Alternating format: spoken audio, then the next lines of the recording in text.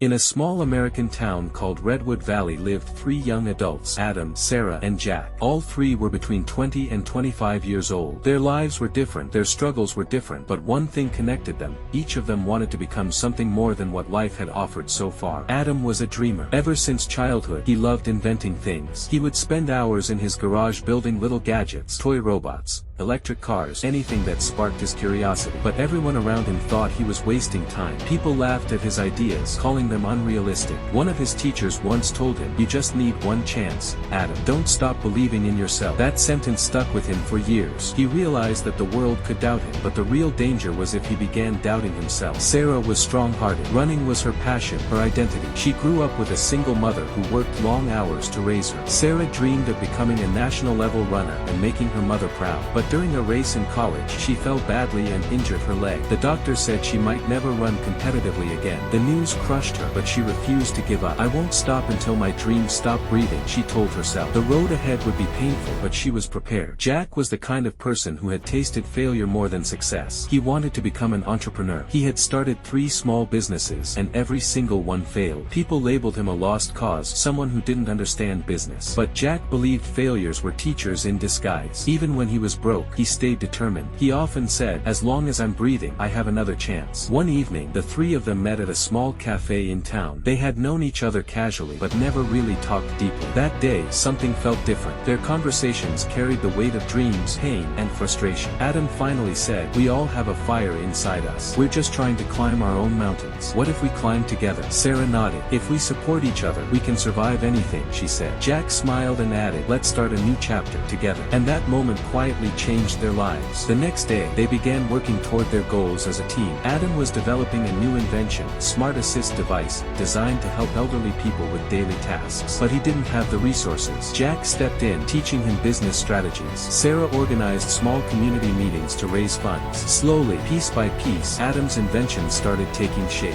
Meanwhile, Sarah struggled with her injury. Every time she tried to train, the pain in her leg reminded her of her limitations. But she would whisper to herself, "This pain is temporary. Quitting is forever." Seeing her dedication, Adam built a special device to support her leg muscles during training. Jack woke up early every day to take her to the track so she wouldn't lose motivation. Sarah pushed herself harder, determined to outrun her past. Jack was working on his new startup idea, creating a company that would market Adam's invention. But convincing investors wasn't easy. During a pitch meeting, an investor told him, "You don't have enough experience." Jack looked him in the eyes and said, "Maybe not, but I have passion, and passion builds what experience cannot." Despite rejection after rejection, Jack kept refining his plans, learning from every setback. Months passed, and their hard work started to show results. Adam's invention was completed, a small, intelligent device that could assist elderly people at home. They presented it to a local innovation event. People were impressed by the simplicity and usefulness of the idea. Soon, they received a small investment. With that, they launched their startup and named it Right Steps. The device started reaching homes across the town, and users loved it. Sarah's performance improved dramatically. She still felt pain occasionally, but she had become mentally unbreakable. She entered a regional race. When the race began, she ran with everything she had. The wind hit her face, her heart pounded, and her injured leg reminded her of her journey. But nothing stopped her. She pushed through and finished first. As she crossed the finish line, tears streamed down her face. They weren't tears of pain, they were tears of victory, determination,